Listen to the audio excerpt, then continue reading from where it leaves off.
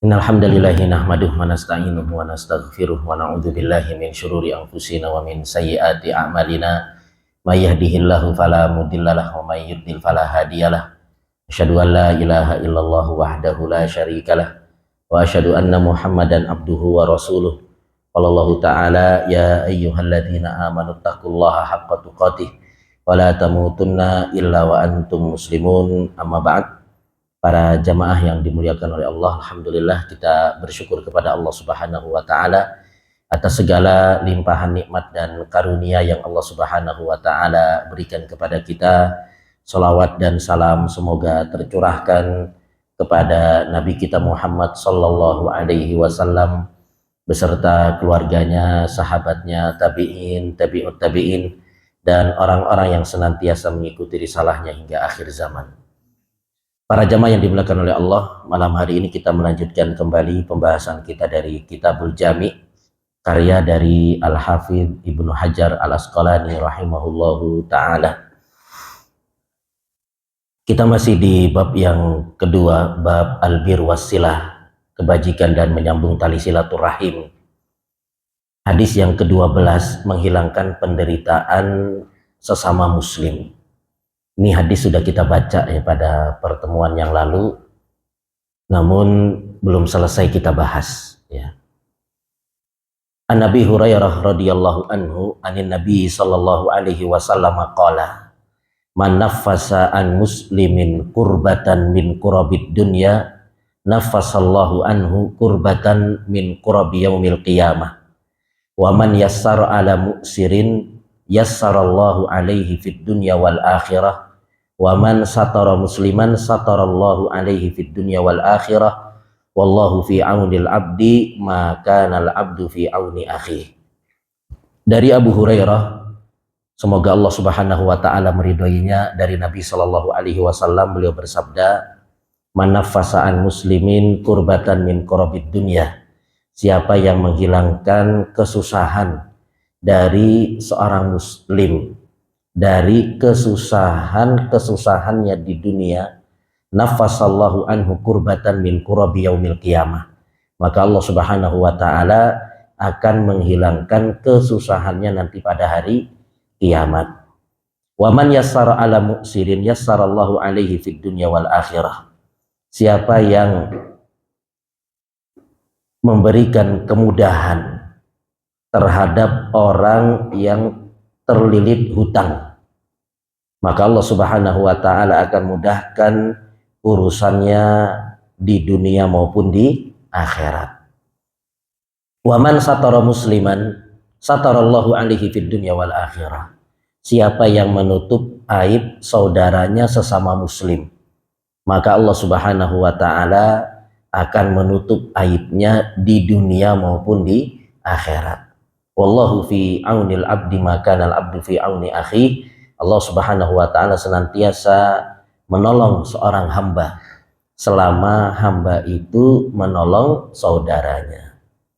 Jadi dalam hadis ini ada 4 hal ya yang hendaknya kita perhatikan. Yang pertama, menghilangkan kesusahan dari seorang muslim. Kemudian yang kedua apa? Memberikan kemudahan bagi mereka yang terlilit hutang. Kemudian yang ketiga, menutup aib saudara. Yang keempat, menolong orang-orang yang membantu ya saudaranya sesama muslim. Tapi poin yang pertama dan kedua ini sudah kita bahas ya pada pertemuan yang lalu.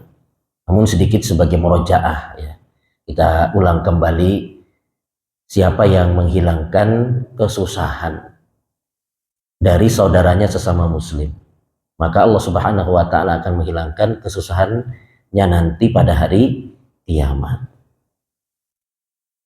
Apakah yang kita hilangkan kesusahan itu hanya dari seorang muslim saja atau dari siapapun ya? Dari siapapun ya, dari siapapun. Siapa yang perlu untuk kita bantu, untuk kita hilangkan kesusahannya, maka kita apa? Bantu, tanpa kita bertanya apa agamanya. Ketika di jalan ketika kita melihat ada orang yang jatuh misalkan, kemudian kita bantu. Sebelum kita bantu kita tanya dulu, kamu agamanya apa? Ya, ini tidak diperkenankan dalam agama kita. Semua yang butuh pertolongan maka kita apa? Bantu.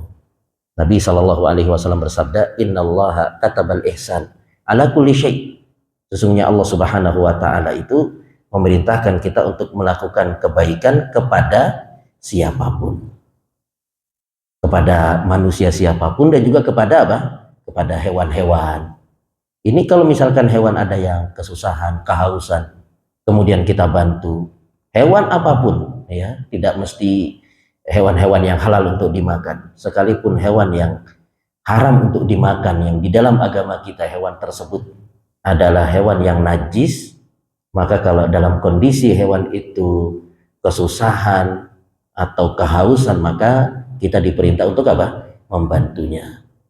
Bahkan dengan kita membantunya itu ada pahala juga di sisi Allah Subhanahu Wa Taala.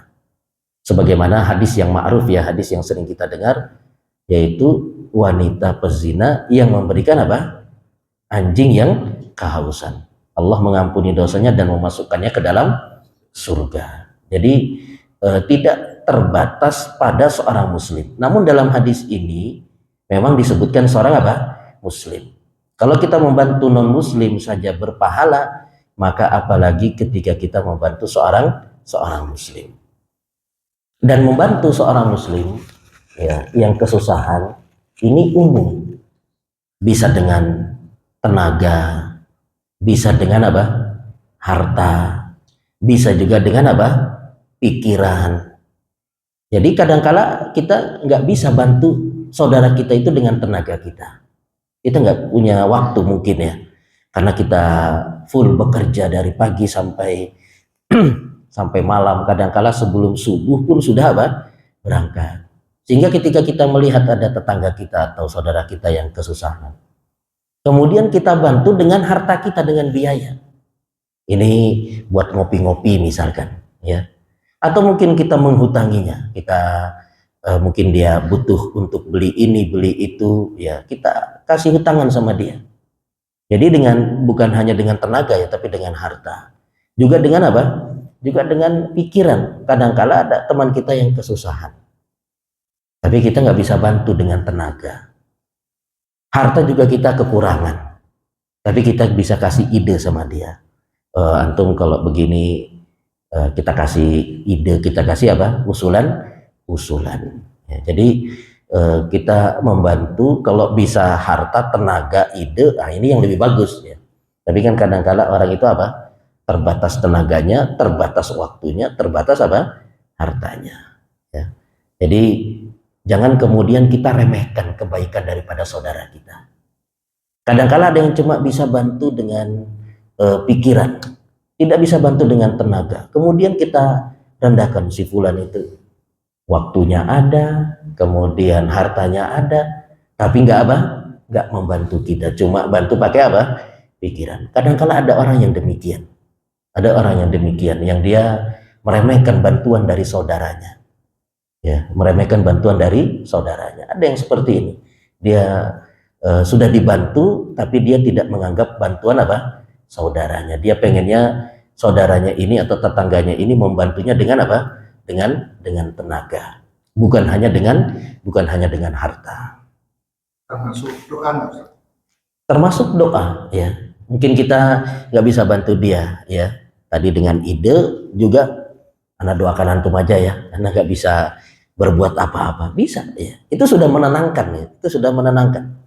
Jauh lebih indah, ya, ketika bantuannya itu adalah apa? Doa, ya.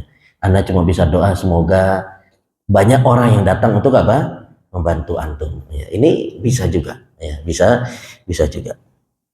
Tapi jamaah yang dimuliakan oleh Allah, ketika kita membantu menghilangkan kesusahan dari saudara kita, Allah akan hilangkan apa? Kesusahan kita nanti pada hari kiamat. Kenapa tidak disebutkan Allah akan hilangkan kesusahannya nanti di dunia dan di akhirat? Ya. Kenapa tidak disebutkan dunia? Tidak disebutkan dunia itu yang pertama adalah Karena tidak semua orang itu susah di dunia. Tidak semua orang itu apa? Susah di dunia. Ya. Ada orang itu lahir sudah sebagai orang kaya. Bapaknya apa? Kaya. Kemudian bapaknya meninggal, dia mewarisi apa? Kekayaan orang tuanya. Usaha orang tuanya. Kemudian dia tinggal jalanin saja, dan dia dalam kehidupan itu sampai dia meninggal, dia nggak ngalamin yang namanya sakit. Jadi hidupnya apa? Hidupnya enak terus. Ada nggak yang seperti itu, Pak? Ada, banyak ya. Jadi dari lahir sampai gede sampai meninggal itu dia tidak apa? Susah. Makanya tidak disebutkan kesusahan, ya Allah akan hilangkan kesusahan di dunia, karena tidak semua orang itu susah hidup di dunia. Kemudian yang kedua alasan kenapa tidak disebutkan kesusahan dunia adalah karena kesusahan di dunia itu bila dibandingkan dengan kesusahan pada hari kiamat tidak ada apa-apanya. Kesusahan pada hari kiamat itu luar biasa ya. Di antaranya kita nanti dikumpulkan di padang mahsyar dalam keadaan apa? Telanjang, tidak beralas kaki, tidak bersunat. Matahari didekatkan apa? Sejarak 1 mil. Dalam waktu yang sangat apa? Lama. Berapa tahun? Ya, di dalam Al-Quran disebutkan satu harinya seperti 50.000 tahun. Ya. Maka dalam kondisi yang susah seperti ini, Allah Subhanahu wa Ta'ala hilangkan apa? Kesusahan kita. Belum nanti dihisab, belum nanti melintas di atas apa? Sirat ya. Maka ketika kita dahulu di dunia menghilangkan kesusahan dari saudara kita, maka Allah Subhanahu wa Ta'ala akan hilangkan kesusahan kita nanti pada hari kiamat. Kemudian yang kedua, wa man yassara ala mu'sirin yassarallahu alaihi fid dunya wal akhirah. Siapa yang memudahkan orang yang terlilit hutang, Allah Subhanahu wa Ta'ala akan mudahkan baginya di dunia maupun di akhirat ya. Jadi kalau kita membantu orang yang terlilit hutang, maka Allah Subhanahu wa Ta'ala akan berikan kemudahan kepada kita di dunia maupun di akhirat. Dalam agama kita berhutang itu boleh ya. Boleh-boleh saja kita berhutang.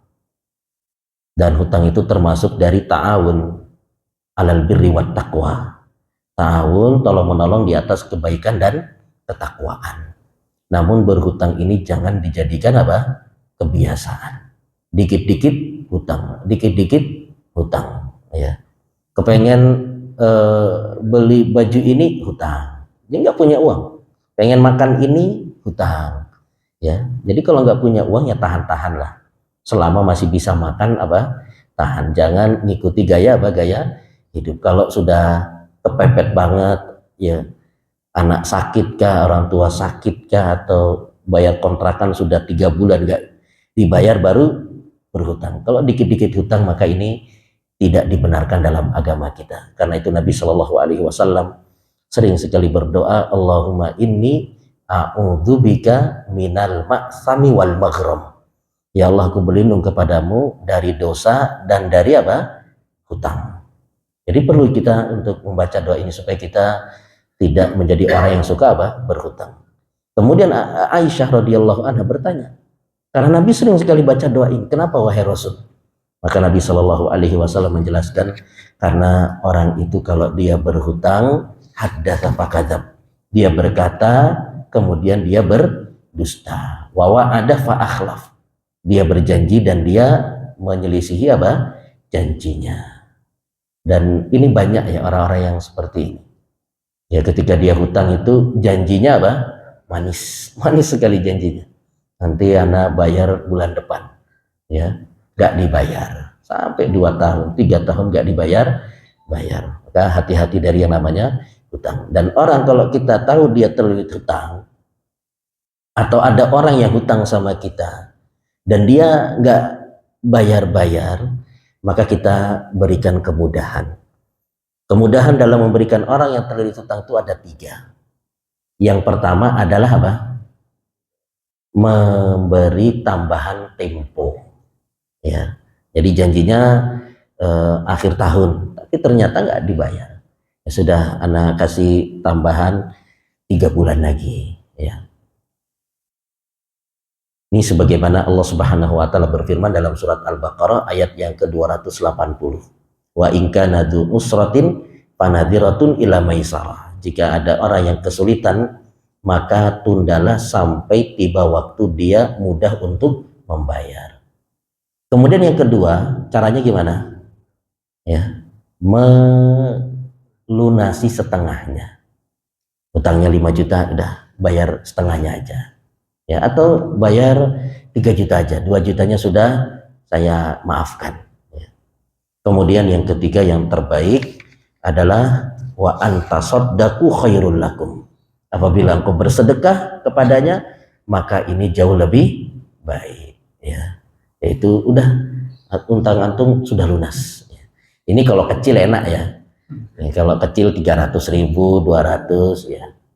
Ini lah nggak usah dibayar. Tapi kalau sampai ratusan juta ini berat ya untuk dilunasi apa seluruhnya. Namun kalau seandainya itu bisa ya, seandainya itu kita bisa memaafkan, maka ganjarannya akan sangat apa besar sekali ya. Di antaranya yang sudah kita sampaikan adalah akan mendapatkan naungan nanti pada hari kiamat ya. Di antaranya juga adalah dimudahkan urusannya di dunia maupun di akhirat. Tapi dua ini sudah kita bahas pada pertemuan yang lalu. Kemudian yang selanjutnya, yang ketiga, waman satara musliman satarallahu alaihi fid dunya wal akhirah. Siapa yang menutup aib saudaranya, maka Allah Subhanahu wa taala akan menutup aibnya di dunia maupun di akhirat. Jadi kita semua ini memiliki aib. Memiliki apa? Aib. Dan kita tidak ingin apabila aib kita ini apa? Terbongkar. Karena kalau seandainya aib kita ini terbongkar, maka kita sudah tidak ada harga diri lagi. Kita akan malu untuk apa? Sholat berjamaah di masjid. Kalau ternyata aib kita apa? Terbongkar. Saya punya ada kenalan ya, dia sebenarnya orang baik yang Masya Allah, dia hafal Quran 30 juz, kemudian hafalan hadisnya juga sangat banyak. Qadarullah dia melakukan sebuah kemaksiatan. Sebenarnya ya namanya orang melakukan maksiat biasanya apa? Diam-diam, sembunyi-sembunyi. Namun dengan izin Allah, maksiat yang dia lakukan itu terbongkar. Dan maksiatnya bukan maksiat kecil ya. Waalaikumsalam. Maksiat yang besar, itu banyak yang tahu. Itu hampir-hampir harga dirinya jatuh ya. Bagi orang yang tahu dengan apa? Aib dia.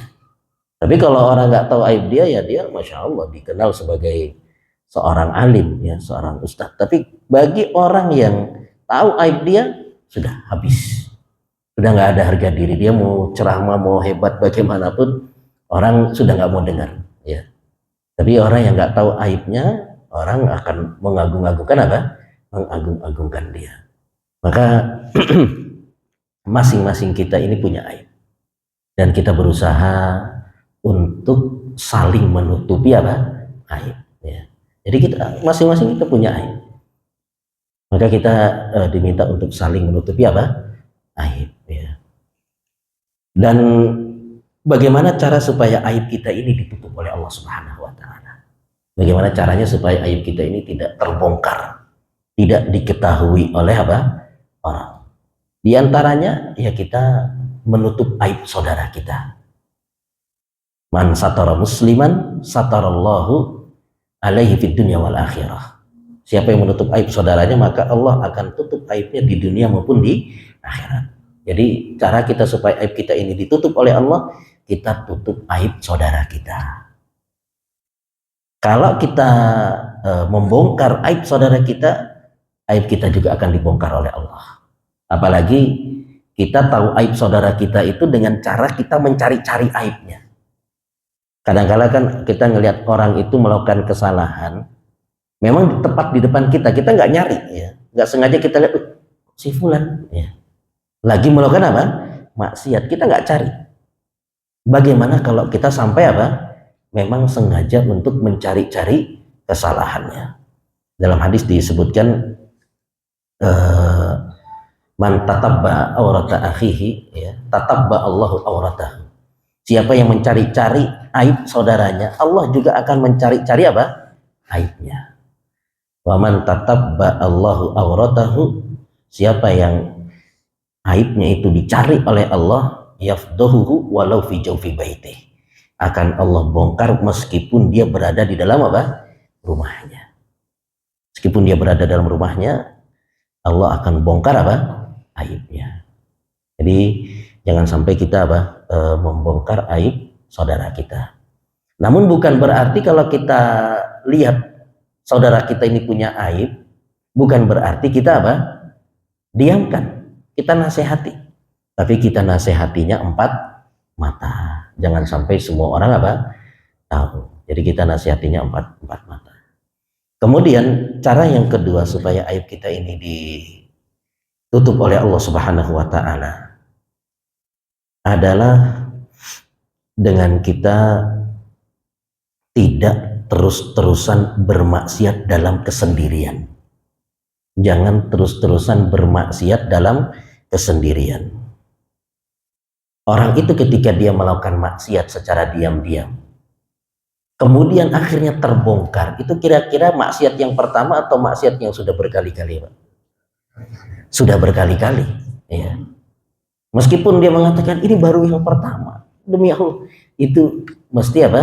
Maksiat yang sudah dia lakukan berkali-kali. Sebagaimana disebutkan ada pencuri yang ditangkap, ya, didatangkan kepada Umar, ditanya, ini pencurian yang keberapa? Ini yang pertama, ya. Dusta. Mesti ini pencurian yang sudah apa? Berkali-kali dan baru kemudian apa? Tertangkap. Oleh karena itu, jangan sampai kita terus-terusan bermaksiat dalam apa? Kesendirian. Dan bermaksiat dalam kesendirian ini juga diantara ancamannya, nanti amalan yang kita bawa bisa dijadikan hancur bagaikan debu oleh Allah Subhanahu wa taala. Sebagaimana disebutkan dalam hadis, Nabi Shallallahu alaihi wasallam mengatakan, la a'lamanna aqwaman min ummati ya'tuna yaumal qiyamah bihasanati jibali tihamatil baydha. Maukah aku kabarkan kepada kalian umat yang datang pada hari kiamat dengan membawa kebaikan yang sangat apa? Banyak, bagaikan gunung tihamah yang berwarna putih. Faja'alah Allahu haba'an mansura. Kemudian Allah Subhanahu wa taala jadikan kebaikannya itu apa? Rata. Ya, bagaikan debu yang berterbangan. Maka sahabat perawi dari hadis ini yaitu Sauban radhiyallahu anhu bertanya, "Ya Rasulullah, sifhum lana, jallihim lana alla nakuna minhum wa nahnu la na'lam." Sebutkan ciri-ciri mereka itu wahai Rasul. Ya, supaya kami tidak seperti apa? Ya, nasibnya seperti mereka. Maka Nabi Shallallahu alaihi wasallam mengatakan, "Amma innahu min ikhwanikum wa min jildatikum ya'khuduna minal laili kama ta'khudun walakinnahum qaumun idza khalau bi maharimillahi intahakuha." Mereka adalah orang-orang dari kalian juga, dari kulit kalian juga. Mereka itu adalah orang-orang yang rajin sholat malam sebagaimana kalian juga rajin sholat malam, tetapi mereka adalah orang-orang yang ketika dalam keadaan sendiri berani mengerjakan apa-apa yang diharamkan oleh Allah Subhanahu wa taala. Jadi kita jangan terlalu sering ya bermaksiat dalam apa? Kesendirian.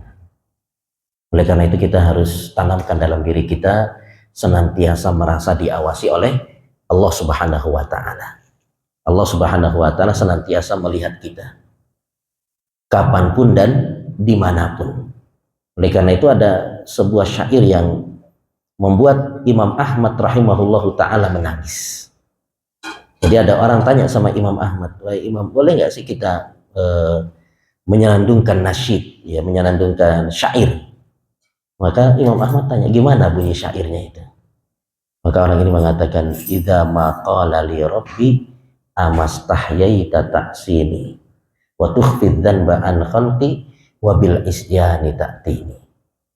Coba ulangi lagi kata Imam Ahmad. Ya, idza ma qala li rabbi amastahyaita ta'sini wa tukhfid dhanba an khalqi wa bil isyana ta'tini. Kata Imam Ahmad, coba ulangi lagi. Ya, diulangi lagi. Imam Ahmad masuk rumah nangis. Apa artinya itu, Pak? Idza ma qala li rabbi, apabila Tuhanku bertanya kepadaku, amastahyaita ta'sini, apakah engkau tidak malu bermaksiat kepadaku? Wa tukhfid dhanba an khalqi, engkau menyembunyikan dosamu dari hadapan makhluk, wabil isyana ta'tini, dan engkau dengan bermaksiat mendatangi apa? Aku. Artinya kita ini senantiasa inginnya di hadapan orang itu apa? Dianggap sebagai orang baik. Tapi ketika dalam kesendirian kita menjadi temannya siapa? Syaitan. Kita terus bermaksiat kepada Allah Subhanahu wa Ta'ala. Maka yang terbaik itu adalah kita menyembunyikan amal soleh kita sebagaimana kita menyembunyikan apa? Dosa-dosa kita. Itu yang terbaik. Kadang-kala orang itu senantiasa menampakkan dirinya hebat di hadapan orang. Masya Allah, baca Quran, zikir, ya. Tapi ketika sendiri dia berani melakukan hal-hal yang diharamkan oleh Allah Subhanahu wa Ta'ala. Seharusnya kita di hadapan orang itu baik, ketika kita dalam kesendirian kita jauh apa? Lebih baik. Inilah pernyataan Utsman bin Affan radhiyallahu anhu terkait dengan Umar bin Khattab radhiyallahu anhu. Jadi ketika Abu Bakar sakit, Abu Bakar ingin menunjuk khalifah setelahnya. Abu Bakar sudah punya pilihan, yaitu siapa? Umar. Tapi Abu Bakar pengen ngajak musyawarah yang lain ini untuk menguatkan pendapat apa? Pendapat beliau terkait dengan Umar. Yang dipanggil sahabat-sahabat senior, diantaranya Abdurrahman bin Auf. Ketika ditanya bagaimana ya menurutmu tentang Umar, maka Abdurrahman bin Auf mengatakan, Umar itu orang yang paling afdol ya, setelah engkau. Ibaratnya kalau kita ditanya siapa orang yang paling afdol, pasti semua kaum mukminin terlintas yang paling afdol adalah siapa? Umar. Akan tetapi kata Abdurrahman bin Auf, Umar itu orangnya kasar, keras.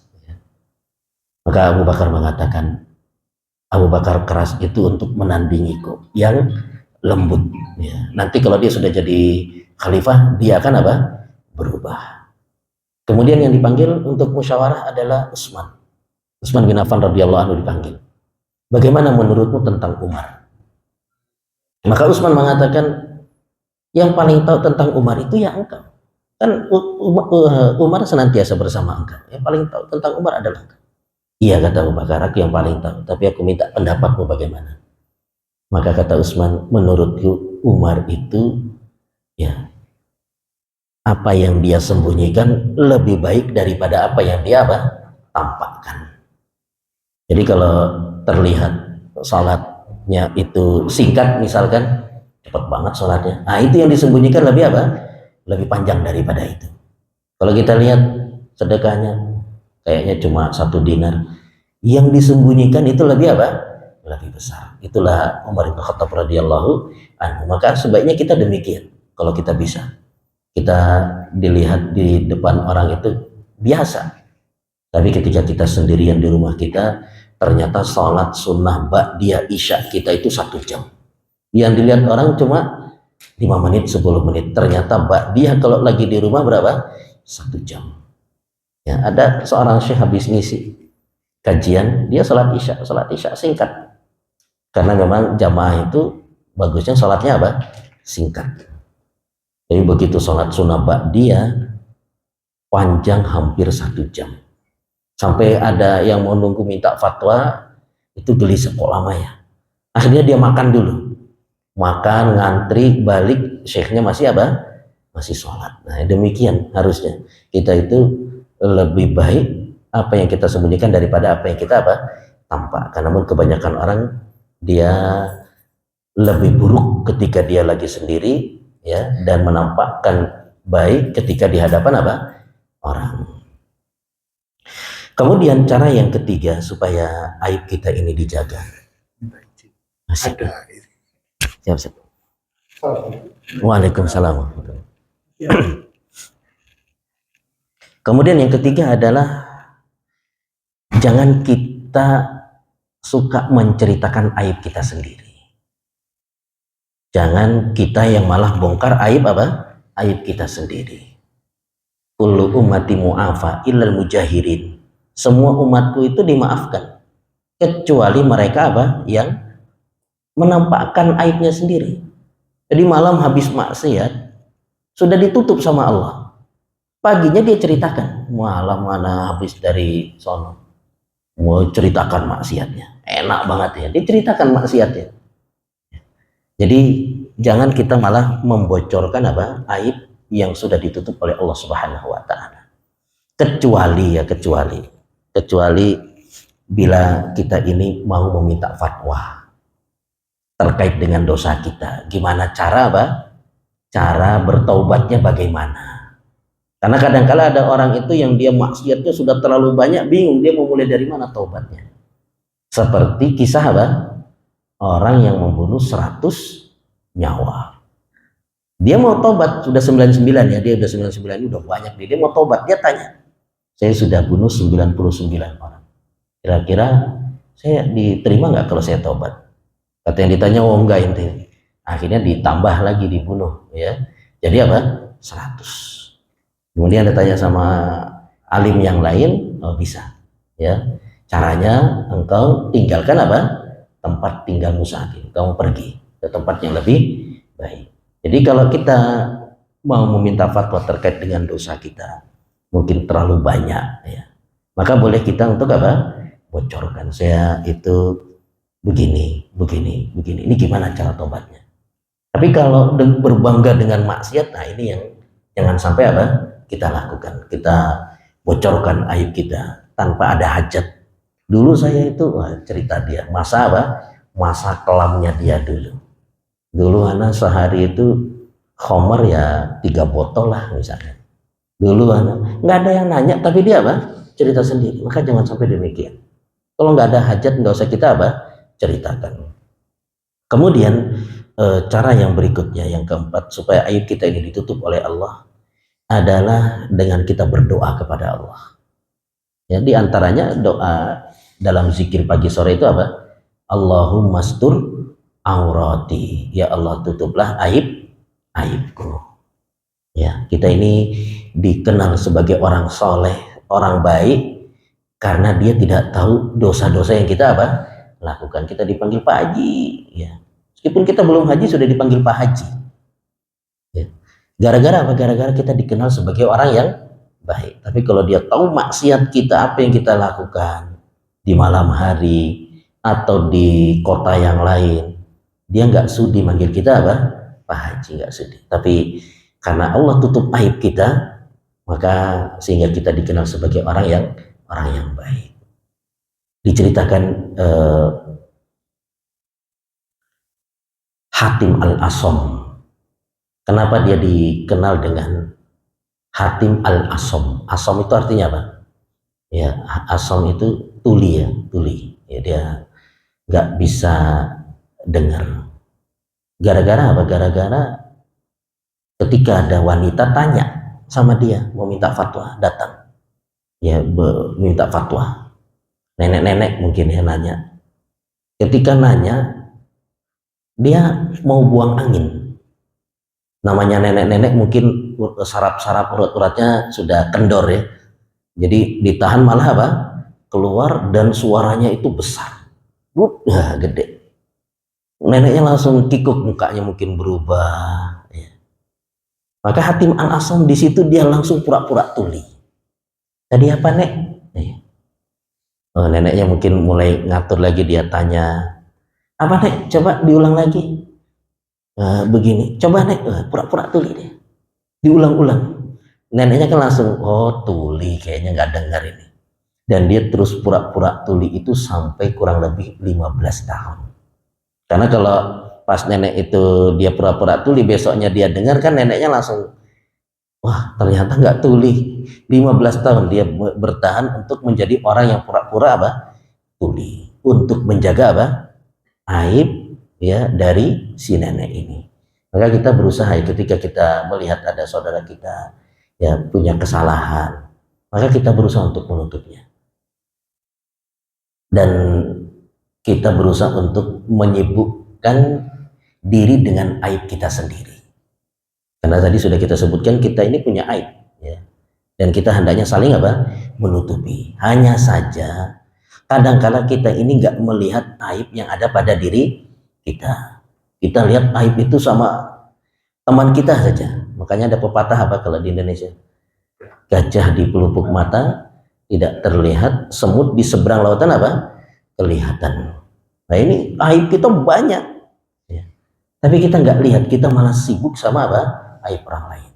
Seandainya kita sibuk dengan aib kita, maka kita akan tersibukkan dengan aib orang lain. Ya, jadi kita tidak tahu tentang aib orang itu sebenarnya membuat kita bahagia. Kita nggak tahu aib orang lain itu kita bahagia. Kita berteman enak sama dia. Tapi kalau kita jadi tahu aib dia, jadi agak waspada, ya, sama dia.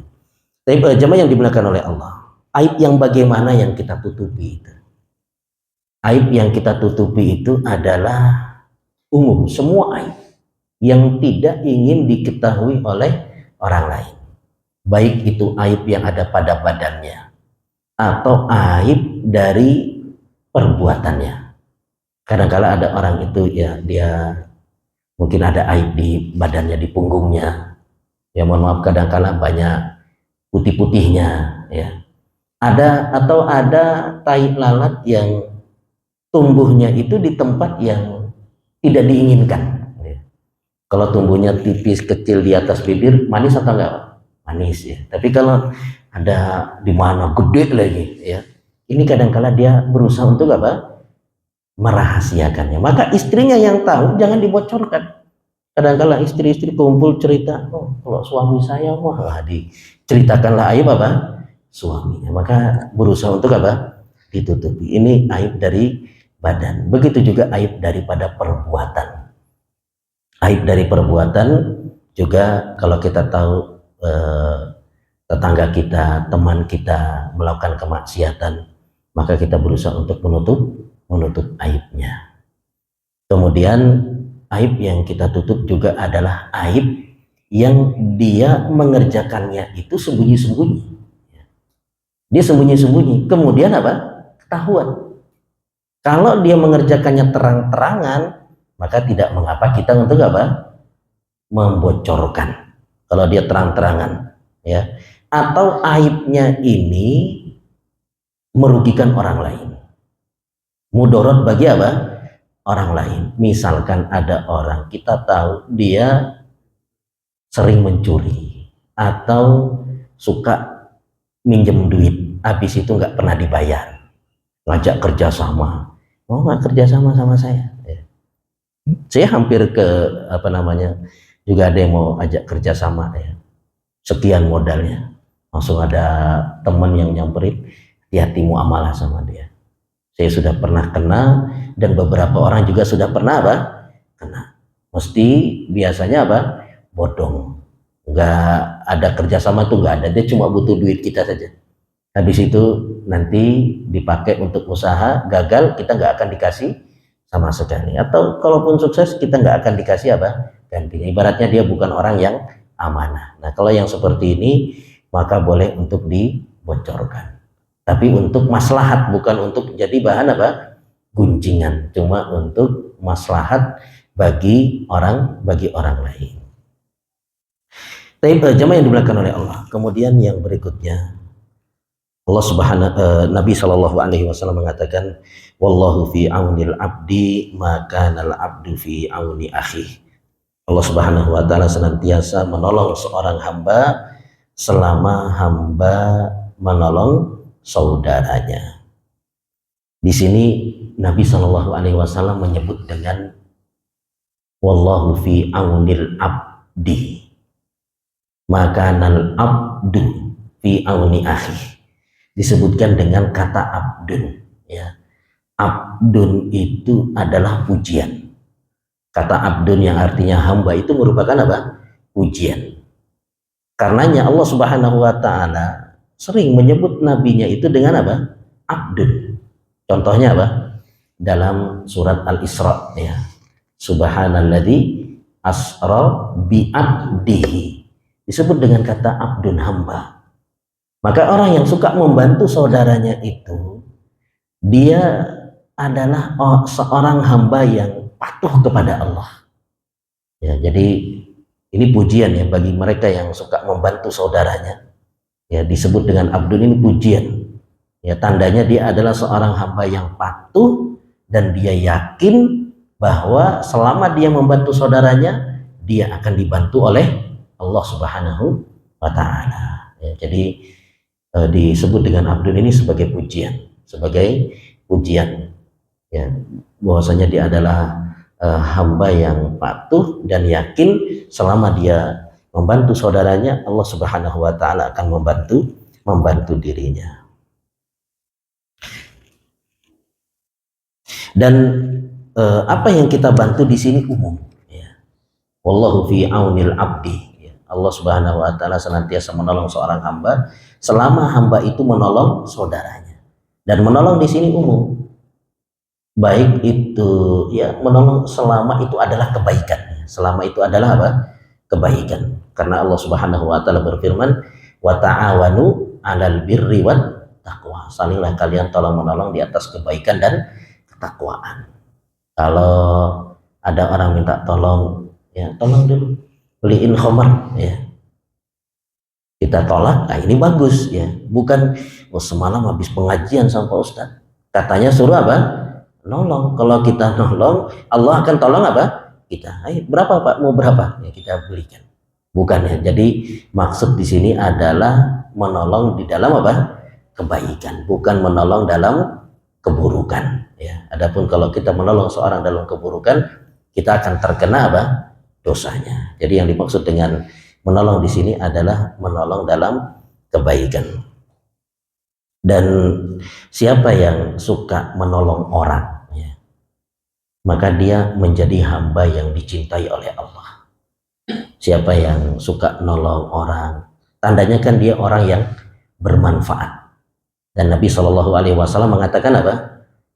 Ahabbun nasi ilallah anfa'uhum linnas. Manusia yang paling dicintai oleh Allah adalah yang paling bermanfaat bagi orang lain.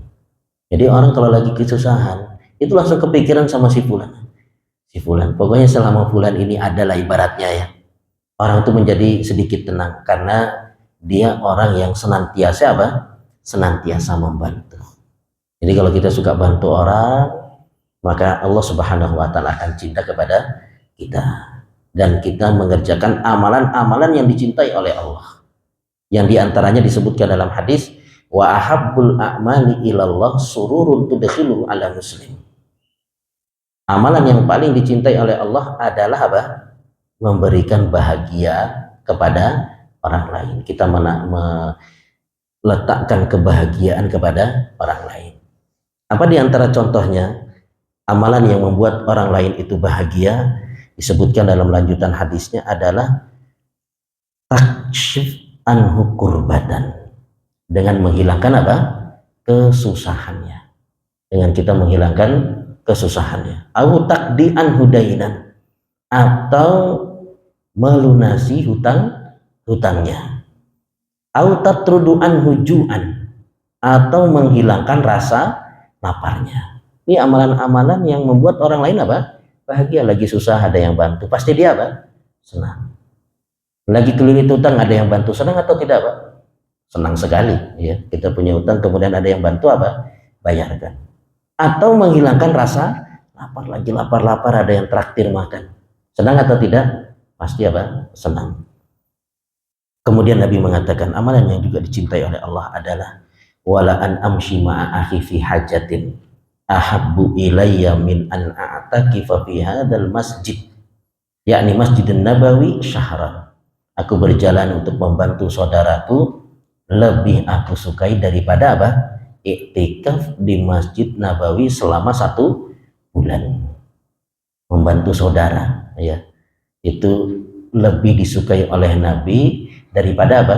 Iktikaf selama 1 bulan. Iktikaf di Masjid Nabawi 1 bulan pahalanya besar atau enggak? banget ya, besar sekali. Sholat di situ aja berapa? 1000. Itu baru sholat wajib, belum sholat sunnah, belum lagi hadir di kajian-kajian selama iktikaf ya. Ini pahalanya sangat besar, tapi Nabi lebih suka berjalan untuk membantu apa? Saudara. Dan yang paling berhak untuk kita bantu itu adalah kerabat kita, apalagi istri kita. Itu lagi enak-enak main HP disuruh tolong beli gas dulu. Beli gas atau enggak, Pak? Kalau nggak ada pembantu ya. Kalau ada pembantu mah enak ya. Ya suruh beli gas mau atau tidak, Pak? Wah, ini agak berat nih. Emang kamu nggak bisa? Nah, kan kamu yang masak, saya yang kerja keluar cari apa? Kalau kita bantu, ini amalan sangat apa? Besar. Beliin garam, ya. Mendung-mendung kita naik ke atas atau ngambil jemuran. Ini membantu pekerjaan apa? Pekerjaan istri. Ini pahalanya sangat apa?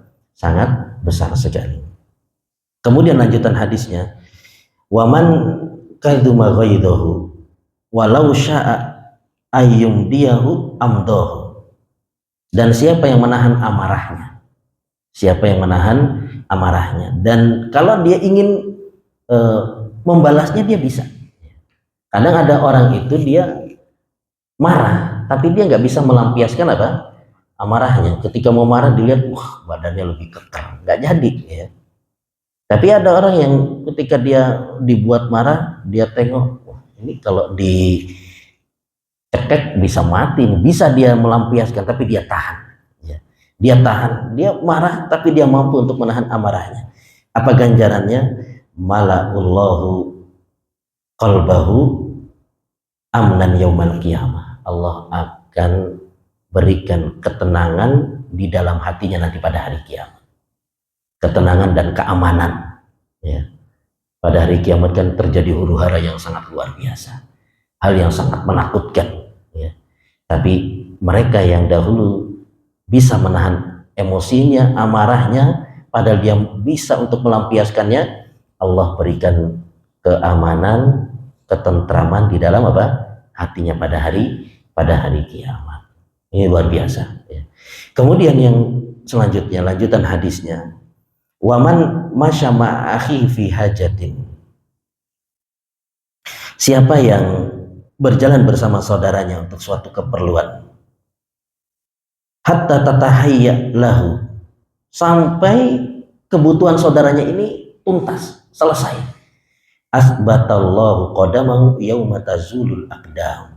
Maka Allah akan kokohkan kakinya nanti di hari kiamat ketika banyak kaki-kaki yang tergelincir, yaitu ketika melewati apa? Sirat. Jadi kalau misalkan kita bantu saudara kita sampai selesai, ini akan ganjaran kita ini. Allah akan kokohkan kaki kita ketika melintas di atas apa? Sirat. Jadi kalau ada orang tanya, Pak, rumahnya Pak Fulan di mana? Oh, rumah Pak Fulan itu ini kanan, habis kanan, kiri, kiri, kanan lagi, di situ rumahnya. Itu yang nanya kadang-kala paham atau enggak, Pak? Belum tentu paham, belum tentu apa? Paham. Tapi rumah Pak Fulan mana? Oh, sini. Ikut saya, kita antar. Nah, ini rumahnya Pak, ini Pak ya rumahnya. Itu diantara ganjarannya ini, ya.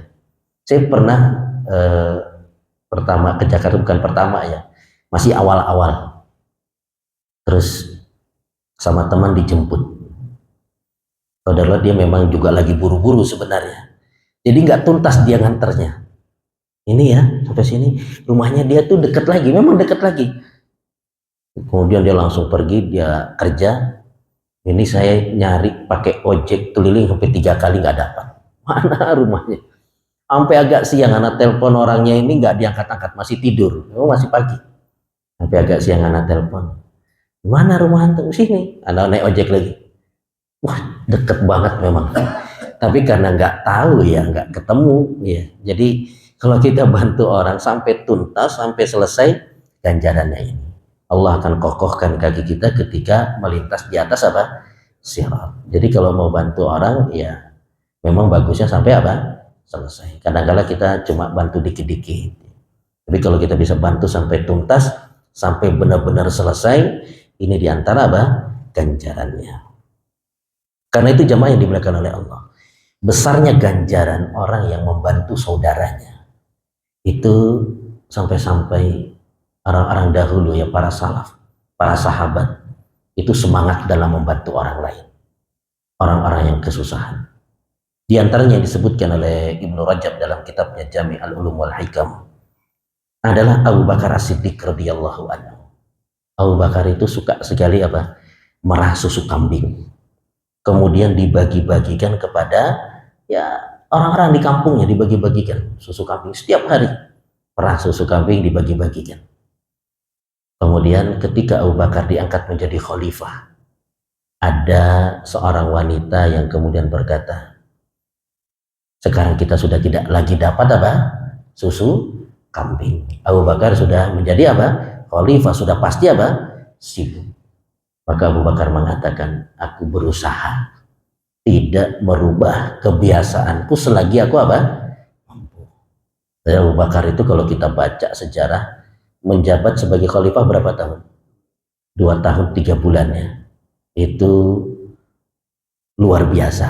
Artinya ketika beliau menjabat terjadi apa? Pemurtatan besar-besaran. Sehingga Abu Bakar perlu menyiapkan kalau tidak salah 11 pasukan untuk memerangi apa? Mereka. Selesai mereka dihabisi, penaklukan apa? Persia. Ada sekitar 11 peperangan juga. Ini kan kalau masih punya waktu merah susu ini luar biasa. Ya, dan itu yang diinginkan Abu Bakar. Selagi aku bisa, aku tidak akan apa? Merubah kebiasaan. Kadang-kadang kita suka bantu-bantu, tapi ketika sudah dapat jabatan tinggi sudah lupa, ya. Sudah lupa untuk apa? Bantu orang yang susah. Kemudian yang kedua, Umar bin Khattab radhiyallahu anhu. Umar bin Khattab radhiyallahu anhu itu suka bantu orang-orang yang susah. Jadi beliau suka bantunya itu di malam hari. Ketika orang-orang nggak ada yang lihat, nggak ada yang tahu, bantu keliling. Siapa yang susah-susah dibantu. Sampai suatu hari Umar itu masuk ke rumah orang. Dilihat sama sahabat Talha radhiyallahu anhu. Itu rumah siapa dimasukin sama Umar? Habis itu besoknya siangnya Talha datang ke rumah itu. Ternyata yang didapati di dalam rumah itu siapa? Wanita tua, buta dan lumpuh. Talha tanya, siapa yang suka bantu-bantu? Ada itu yang suka bantu. Dia nggak tahu kalau yang bantu dia siapa? Umar bin Khattab. Dia udah dari dulu bantu saya. Dia udah dari dulu bantu apa? Saya bersih-bersihin saya. Kalau ada sampah dia yang buang. Dia yang bawain makanan dan minuman untuk apa? Untuk saya. Inilah siapa? Umar bin Khattab radhiyallahu anhu, membantu orang ya, bukan kerabatnya. Ya, dan yang dibantu adalah apa? Wanita tua.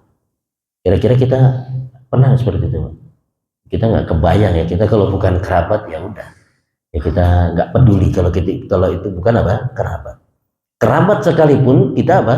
Kita berat juga untuk bantu. Kita mungkin bantu di hari pertama, dengar dia sakit, jatuh, kita bantu. Besok-besok sudah nggak lagi. Ini pengakuan dari wanita ini, dia mengatakan dia sudah sejak lama membantu saya. Luar biasa ya, Umar bin Khattab radhiyallahu anhu. Seorang yang dikenal keras, ternyata memiliki hati yang lembut. Ya. Makanya benar kata Abu Bakar, Umar itu nanti kalau jadi khalifah, dia akan apa? Dia akan lembut. Jadi memang Umar ini ada kalanya keras, ada kalanya juga apa? Ada kalanya lembut. Ada kalanya keras. Pernah surat sakti Abu Bakar diludahi sama Umar.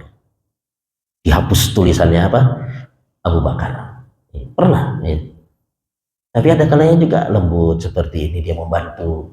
Kemudian juga ketika beliau belum masuk Islam, itu pernah membuat seorang sahabiat merasa kaget dengan Umar. Jadi ketika dia mau hijrah ke Habasyah, Umar lewat. Maka Umar tanya, innal intilak ya Umma Abdillah. Kamu mau pergi wahai Umma Abdillah?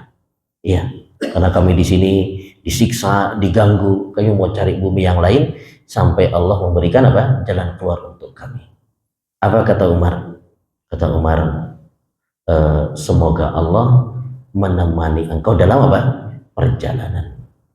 Maka Mu'abdillah kaget, selembut ini Umar. Ya, padahal belum masuk apa?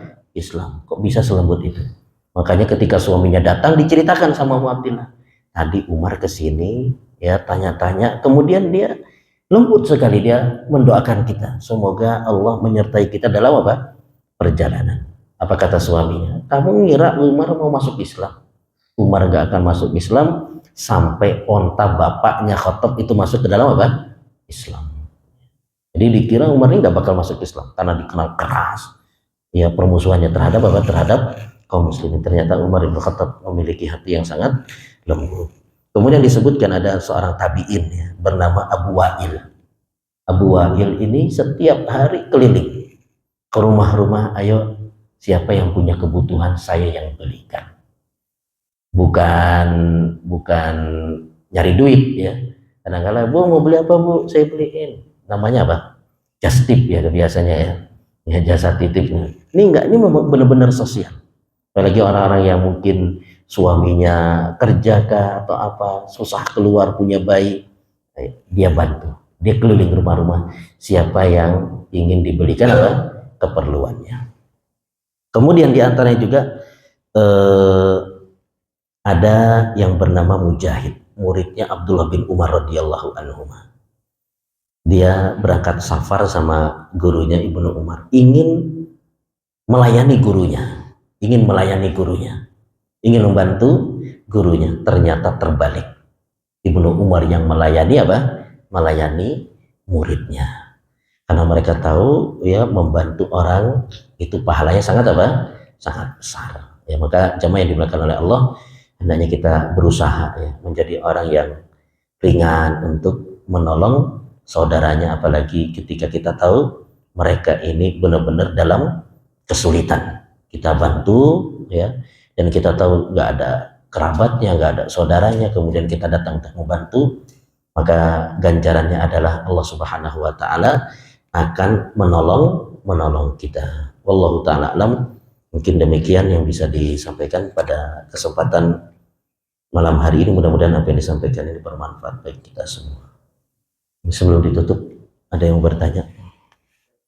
Terkait dengan meringankan atau memudahkan saudara kita yang berhutang, itu tentu hutang-hutang yang syar'i ya Ustaz ya. Kita hutang maksiat, kita bukan ya. Jadi begini, pernah ada seorang wanita dia bekerja sebagai ART. Suaminya merdeka, kalau pulang sering nggak uang, gitu. Ternyata sering main judi, dan udah gitu ngutang lagi. Jadi kalau kalah dia ngutang sama teman main judi.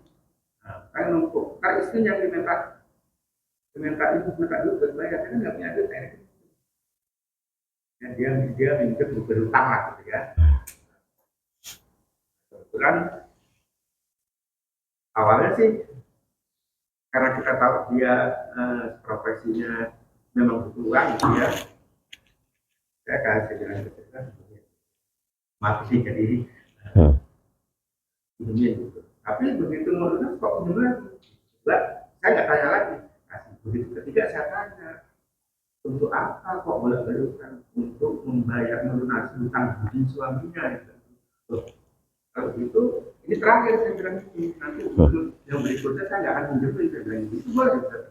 Ya boleh, ya boleh. Jadi saya akan menjemput, karena kalau saya bantu berarti tahun ya. Kita membantu dia tetap berdesak gitu. Berjudi. Iya, jadi kan bisa berjudi. Kan dia kalah nih. Untuk modal dia pinjam sama yang menang gitu kan. Kan hutang namanya dulu. Kalah lagi gitu kan. Apa gitu. Tujuannya istri. Makanya ya, tapi kalau pulang ke bantu nggak paham hutang gitu. Hutang tujuannya gitu. Ya. Nah itu pertanyaan saya tadi maksudnya ini. Jadi hutang-hutang yang memang utang-utang yang saat maksudnya yang memang berhutangnya dalam rangka kebutuhan kan, atau karena ya kebutuhan lah karena tapi kan bukan karena kebutuhan ya, iya kan, hutang karena hutang sama teman berjudi jangan judi gitu ya. Ya, sebenarnya sih segala hutang ya, segala hutang, mau hutang maksiat dalam artian misalkan ada yang terlilit hutang riba ya. Kalau dia memang ingin hijrah, ingin bertaubat, maka kita bantu. Ya, bukan berarti wah, ya bukan berarti wah utang riba nih terus kita diemin, bukan ya. Tapi kalau dia memang benar-benar ingin lepas dari riba, ya kita apa? Kita bantu. Kadang ada orang yang demikian ya. Dia sudah kapok, dia sudah tahu jahatnya riba, kejamnya riba. Kemudian dia pengen berhenti, tapi dia berat, dia susah. Kita bantu, ya. Kita bantu. Maka ini juga termasuk dalam pembahasan kita. Jadi kayak orang judi, dia punya utang gara-gara judi misalkan. Ya. Kalau dia mau berhenti ya nggak masalah, kita bantu.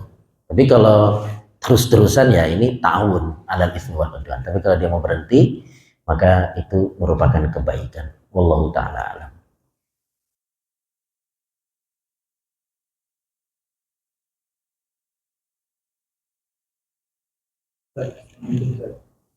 Waalaikumsalam. Ada poin yang kita bisa menahan amarah, ya kan?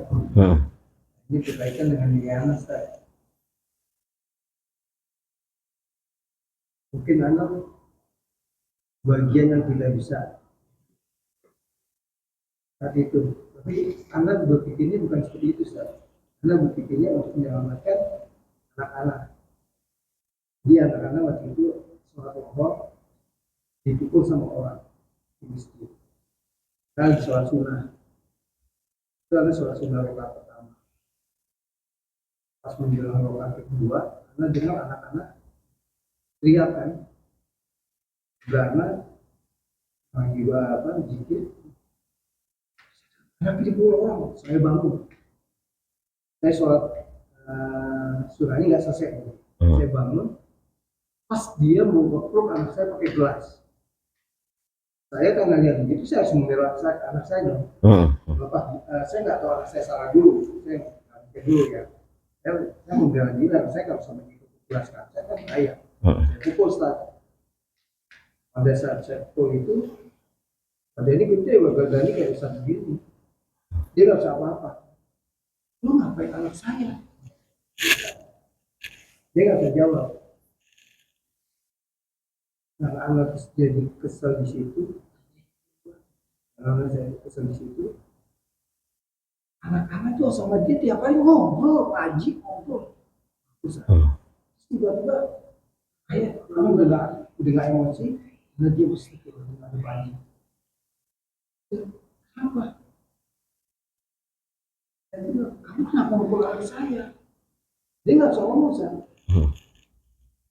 Tapi saya pada saat begitu, saya tanya, kamu kenapa mukul anak saya? Kan tiap hari ngobrol sama kamu, ngaji sama kamu. Dia nggak bisa jawab. Akhirnya saya juga, saya juga minta maaf. Saya salah, tapi saya tinggal ya, pulang. Kacamatanya biasa, kacamata baru, belum, ya belum apa, agak mahal tadi, hancur tadi. Pak Haji bilang, tadi dia ngatain saya. Jadi anak saya tuh nonton Pak Haji. Dikatain monyet dong, Haji dong. Terus anak saya diam aja sholat. Waktu di sholat dipukul. Nah, saya terus pada saat saya begitu, saya mau bawa Pak Haji dulu gimana? Ini kamu lapor DKM. Saya ke DKM. Dia bilang, ini juga saya juga cerita. Bla bla bla bla. Dia kata tuh lapor polisi. Wah, saya kalau lapor polisi, bukannya saya di mana-mana saatnya.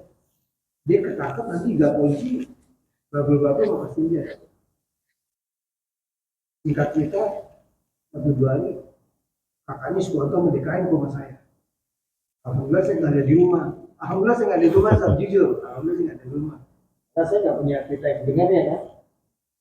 Pada saat saya nggak ke rumah itu, sahabat saya cerita, dia itu pelaku narkoba. Jadi dia sup itu bukan karena jatuhan seperti dia cerita. Dia sup itu karena dia sapo. Jadi terus dia dioperasi. Saya tahu justru dari orang-orang yang lama cuma dia. Jadi dia udah. Cuma saya bilang di saya udah ikhlas, udah mati kamu. Cuma saya masih bersyukur anak saya itu palanya nggak pecah dengan gelas. Jadi kalau saya terlambat, anak saya dikepung gelas. Jadi Pak. Nah, seminggu sebelumnya dia mau mukul cucunya mau Udin. Si Bani. Saya pas duduk di situ. Saya bilang, lu ngapain anak kecil? Dia nggak ngomong. Udah saya diam. Cuma dalam hati saya, mudah-mudahan jangan anak saya. Anak saya. Padahal saya dalam hati saya, ini mudah-mudahan saya jangan masalah begini. Anak saya,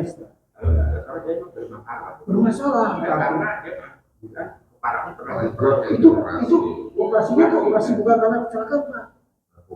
Narkoba ada. Jalan berapa hari, saya disampai lagi sama kakaknya rumah saya, pas satu lapor polisi aja deh adik saya. Saya ikhlas loh, dia bilang. Saya justru mau minta maaf supaya saya nggak punya dosa. Kalau lapor aja ke polisi, saya capek. Adik saya, kakaknya. Terus saya bilang, saya nggak mau ikutan. Kalau adik saya bilang menjadi, udah lapor polisi, nanti saya kemarin dia sholat. Seperti Abu juga bilang, Mas kalau enggak nanti ini bahaya untuk orang yang sholat. Jadi saya berpikir, wah, nanti saya warga di datang saya lapor polisi begini. Saya bilang, dia datang lagi. Besoknya dia datang ke masjid ke saya, belum saya nangis. Udah saya ikhlas, sudah saya mati kamu. Kalau kamu juga ada begitu orang lain. Nah besoknya Abi nyalamin dia, kayak gak terima. Wah, anak. Sudah udah saya terus di bawah deh. Saya di sama dokter ini, pas anaknya begini akan bangkit lagi. Jadi image dia itu dendam ke orang yang pernah bermasalah sama orang. Kan nanti kalau dia diambilnya dendam sama Adi, padahal cuma apa saya? 2 hari kemudian, 2 hari sebelum mandi Adi itu, dia ditegur sama Pak Juhar, sama si Ijun, rokok di masjid. Itu karena Pak Juhar Ijun itu tiap habis maghrib, saya nggak pernah pulang. Bapak ini juga ngaji, dia nggak tahu dia ini pukul mereka masih sama Pak Juhar Ijun. Nah si pelaku ini melihat Andi ini ikut-ikutan di orang yang marah dia itu, kayaknya seperti itu. Udah, nah itu apa saya itu masukkan itu, saya tidak bisa nahan amarah. Kalau saya lambat, saya lepas 2 itu saya selesaiin, anak saya itu dikepung gelas. Jadi karena saya cepat, saya lari, saya jebret segitu kan. Tapi kalau dia waras, dia lawan saya. Mungkin dia menang, badannya gede-gede sekali. Tapi pada saat saya pukul itu dia diem. Lu kenapa aneh Adi? Dia nggak ngomong, gelas masih pegang. Tapi air gelas itu udah disiramin ke Adi. Tapi itu kedua kali. Yang pertama itu yang mukul Adi itu kacamatanya Adi udah dipukul, kacamatanya diambil dilempar. Terus dia ngambil gelas, nyiram air, mukul Adi. Nah itu saya datang. Tapi bapak-bapak, Pak Udi itu pas satu datang. Pak Udi itu orang tua, nggak mungkin dia ditok pakai tomat. Itu bapak datang, kalau nggak Adi dikasih gelas. Nah itu apa sebagian dari orang yang nggak bisa nahan emosi? Ya, Allahu a'lam. Mungkin kalau dalam kondisi demikian ini udah membela keluarga. Ini tidak mengapa. Jadi ada emosi-emosi tertentu yang memang kita kalau bisa tahan. Tapi kalau sudah kaitannya sama keluarga dan ibaratnya darah ya kita harus membela diri. Sampai sekarang itu saya dulu kemarin 2000 Denny, kakak kamu datang saya suruh lapor polisi. Pak DKM suruh saya lapor polisi. Pak Juhar suruh saya lapor polisi. Saya nggak mau demi kebaikan kamu. Cuma saya mau tanya jujur kamu kenapa mukul Andi? Bilang gitu kan? Nggak jawab. Iya, macam saya bilang bingung, saya bilang orang kurang. Iya, berarti. Jadi kalau saya dengar cerita istri saya,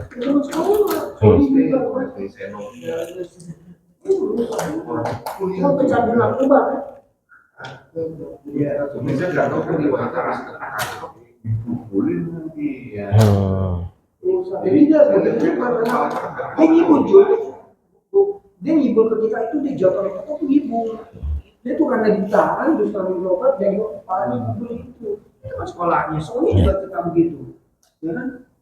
Cuman kan coba sekarang kalau di kejadian yang ketiga kali buku adik itu kelasnya di Pak, kan kacau. Iya. Bapak-bapak beli saya, betul baca tuh cepat. Saya boleh coba baca, itu, nggak balas.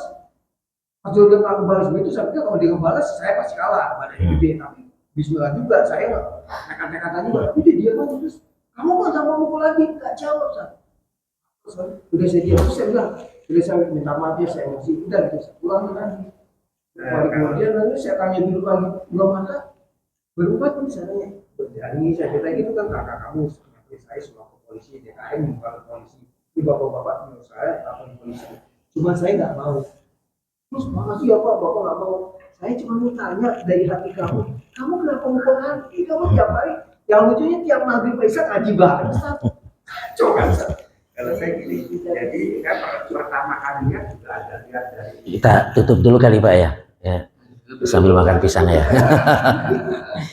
Tapi demikian yang bisa disampaikan, kita akhiri ya kajian kita dengan doa kafaratul majelis. Subhanakallahumma wa bihamdik, asyhadu an la ilaha illa anta, astaghfiruka wa atubu ilaik. Assalamualaikum warahmatullahi wabarakatuh.